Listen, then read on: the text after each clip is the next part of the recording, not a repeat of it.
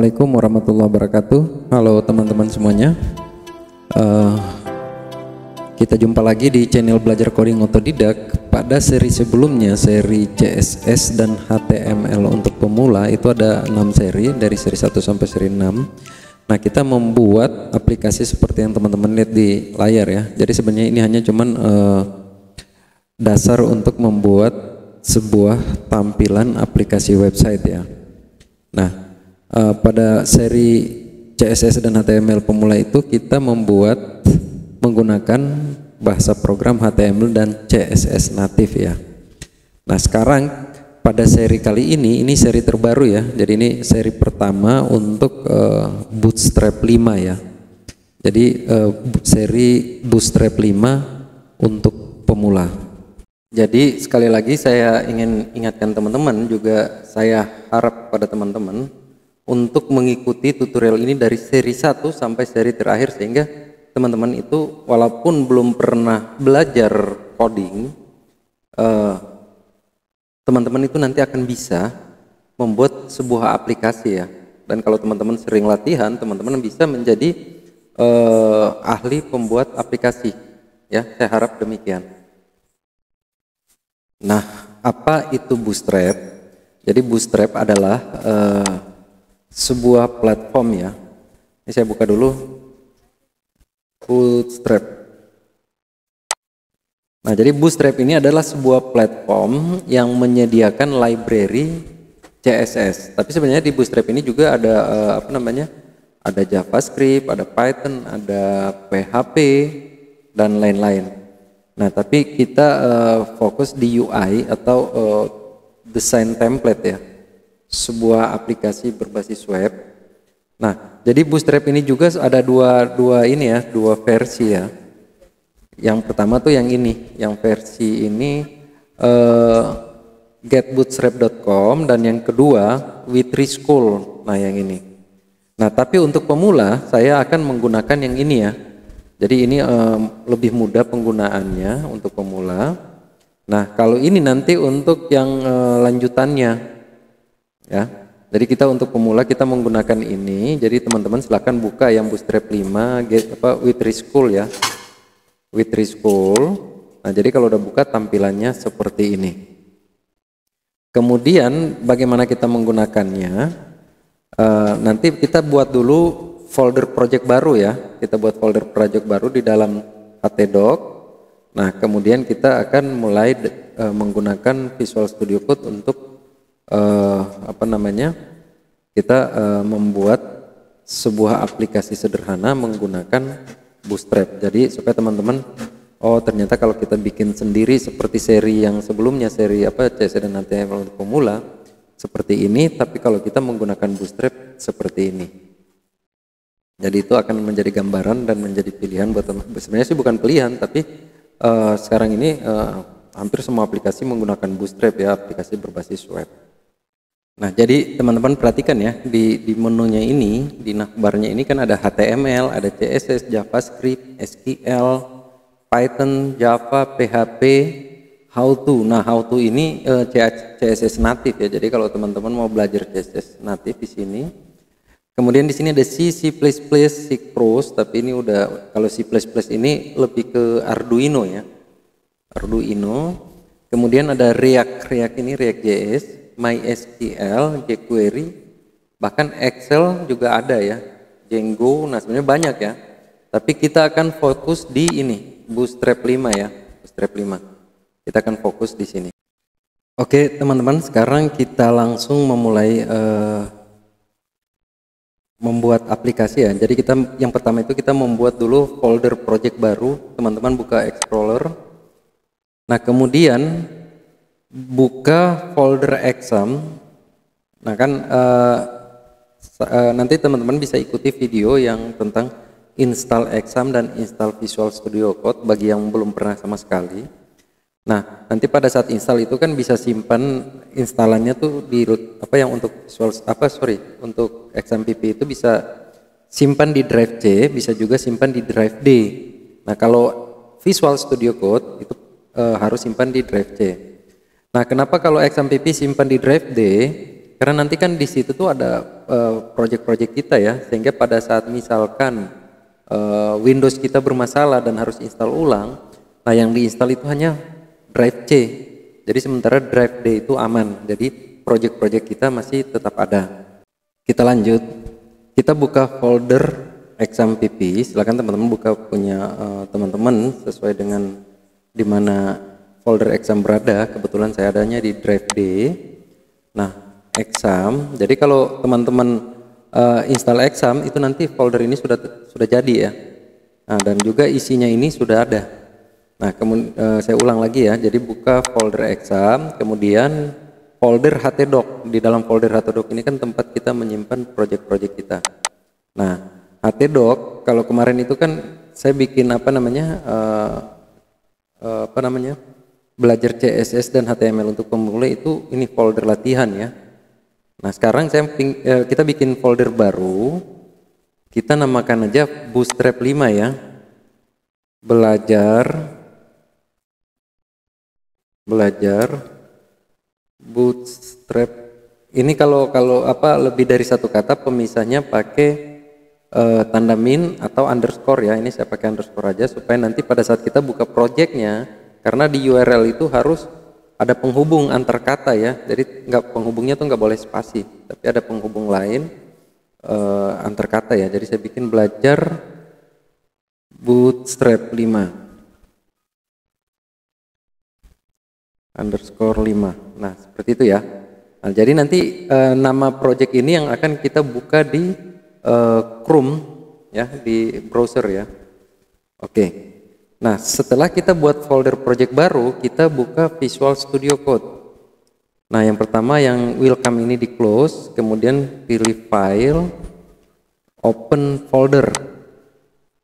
Open folder. Nah, kita buka folder yang tadi yang kita barusan bikin di D, kemudian exam pp, htdoc, kemudian belajar Bootstrap 5.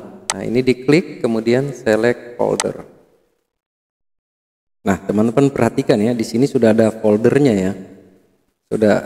Foldernya sudah terbuka ya. Jadi di sini ada belajar Bootstrap 5 ya. Nah, jadi nanti setiap file yang kita bikin di sini, file baru, codingan yang kita buat di sini, itu akan otomatis tersimpan di dalam folder ini ya teman-teman ya. Otomatis akan tersimpan di sini. Oke, sekarang yang pertama ini yang welcome kita close. Kemudian di sini kita bikin file baru ya. File baru. Yang pertama kita buat. Jadi di sini teman-teman klik kanan, buat new file, kemudian index.php. Nah, seperti itu. Setelah itu kita buat satu folder lagi, kita bikin folder assets. Nah, nanti folder asset ini untuk kita bisa simpan file CSS, kita bisa simpan file JavaScript, kita bisa simpan image di dalam folder ini.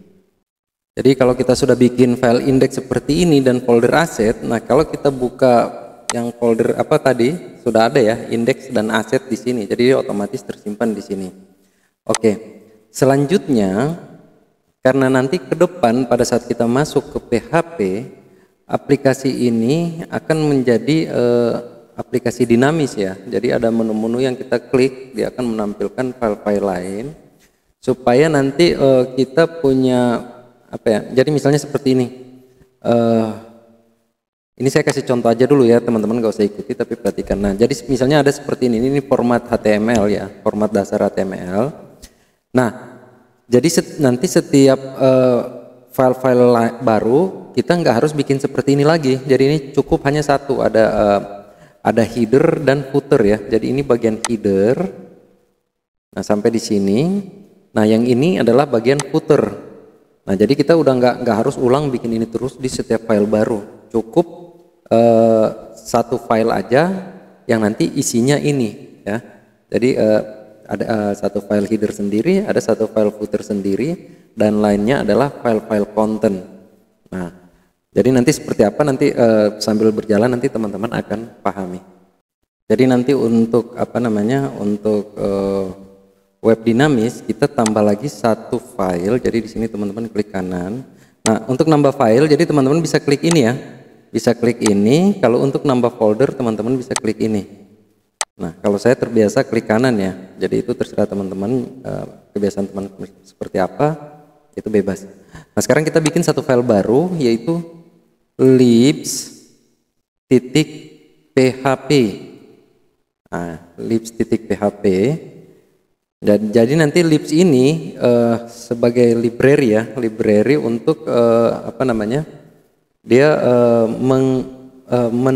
mengidentifikasi URL untuk menampilkan sebuah file. Nah, ini mungkin bahasa ini teman-teman belum paham, nanti dalam perjalanan saat kita praktekkan teman-teman akan pahami ini. Jadi sebenarnya website yang akan kita buat ini, aplikasi web yang akan kita buat ini, itu sudah menggunakan sebuah framework sederhana ya, kerangka kerja sederhana. Karena kan biasa pemula tuh asal bikin file, tapi nanti setelah udah jadi mau dikembangkan tuh bingung, ini di mana, ini di mana. Nah, sehingga sekarang kita langsung memulai dengan membuat framework sederhana, sehingga pada saat maintenance, saat pengembangan, itu teman-teman mudah untuk identifikasi, oh file ini ada di sini, file ini ada di sini. Nah, selanjutnya kita bikin lagi satu folder namanya template ya, template. Nah, selanjutnya di dalam folder template ini kita bikin ada 3 file ya. Pertama file navbar, kemudian kedua file header, ketiga file footer. Nah, kita klik. Atau juga kita bikin 4 ya. Jadi pertama itu, nah jadi kalau teman-teman mau bikin file di dalam folder, nah di folder ini klik kanan, taruh kursor di folder, kemudian klik kanan, kemudian new file. Yang pertama kita bikin navbar.php. Nah, kita bikin lagi file sidebar.php. Kemudian kita bikin lagi file header.php. Klik kanan dulu, new file, header.php, dan satu lagi, klik kanan, new file, footer.php.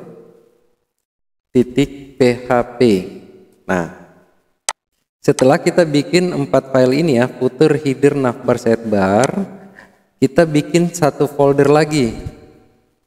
Oh, atau yang itu nanti belakangan lah, pas saat kita mau menggunakan baru kita bikin. Jadi nanti ada folder controller lagi. Nah, tapi sekarang yang nanti akan kita gunakan, kita bikin dulu folder view ya. Bukan new file tapi new folder. Kita bikin satu folder views ya. Terserah views terserah. Nah, jadi nanti di dalam folder ini sesuatu yang akan kita tampilkan di apa namanya, di aplikasi kita itu akan berada di dalam folder view. Nah, sekarang kita memulai codingan kita. Yang pertama kita buka file index ini, yang ini saya hapus ya. Nah, pertama kita akan menggunakan bahasa PHP di sini. Karena ini nanti akan menjadi apa namanya, web dinamis. Kita membuat file bahasa PHP ya. Jadi untuk menggunakan bahasa PHP itu pertama harus kita buka dengan tag PHP. Jadi seperti ini, PHP. Nah, kemudian kita tutup dengan seperti ini. Nah, tapi seandainya dalam file PHP ini hanya ada bahasa PHP, itu kita nggak perlu tutup ini. Nah, jadi seperti ini aja cukup ya. Nah, pertama kita akan buat require. Nah, ini require on spasi petik 2 apa yang kita mau panggil di sini? Yang kita mau panggil adalah file libs ini ya. Jadi libs.php. Nah, kemudian diakhiri dengan titik koma. Nah, jadi kalau kita bikin seperti ini, setiap kita langsung buka aplikasi. Ini saya coba ya, saya buka aplikasi. Localhost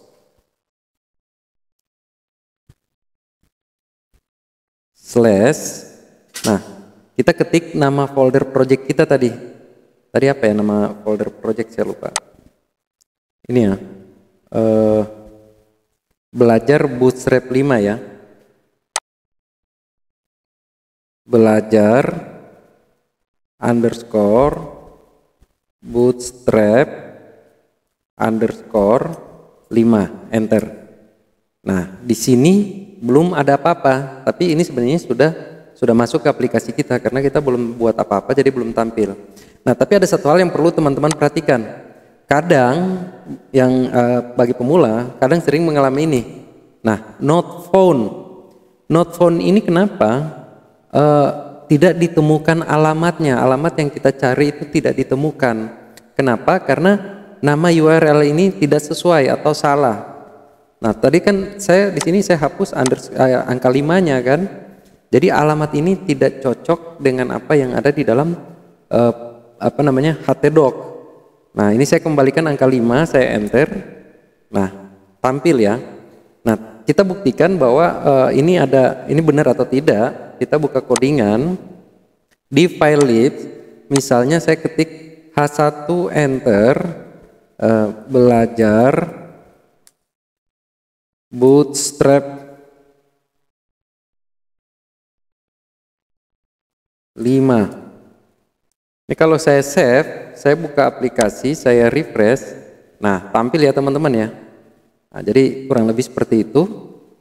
Jadi teman-teman ingat kalau seandainya pertama kali teman-teman memulai belajar coding terus mengalami not found, nah perhatikan URL ini. Itu pasti URL salah. Ya. Nah, teman-teman, jadi sekarang kita sudah bikin sebuah kerangka sederhana ya, kerangka kerja sederhana atau framework untuk membuat aplikasi menggunakan Bootstrap. Nah, jadi kerangka ini nanti tujuannya untuk menjadikan website ini web dinamis. Oke teman-teman, untuk seri Bootstrap 5 ini, seri pertama ini saya akhiri dulu di sini. Kita lanjutkan di seri kedua. Saya akhiri. Assalamualaikum warahmatullahi wabarakatuh. Sampai jumpa.